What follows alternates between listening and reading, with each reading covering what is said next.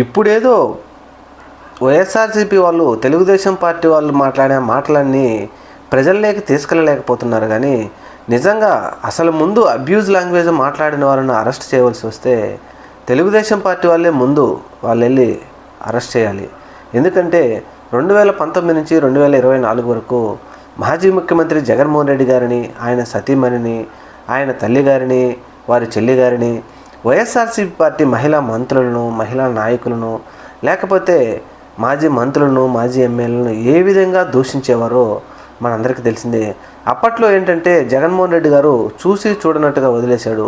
ఎవరో ఒకరు ఇద్దరి మీద చర్యలు తీసుకుంటే దానిని paper media, print media, electronic media సపోర్ట్తో తెలుగుదేశం పార్టీ రాష్ట్రం మొత్తంలో ఈ విధమైనటువంటి అరాచక పాలన చేస్తూ ఉన్నారు అని గగ్గోలు పెట్టిన చంద్రబాబు నాయుడు ఇప్పుడు మాత్రం తిరిగి మళ్ళా ప్రతీకార చర్యలు ఆంధ్రప్రదేశ్లో చర్యలు తీసుకుంటున్నాడంటే ఇది అభద్రతా భావం అని చెప్పేసి చాలామంది మాట్లాడుకుంటున్నారు. ముఖ్యంగా 40 సంవత్సరాల సీనియారిటీ ఉన్న చంద్రబాబు నాయుడు గారు మాత్రం ఇటువంటి వాటి చర్యలను పాల్పడటం మాత్రం అత్యంత బాధాకరం.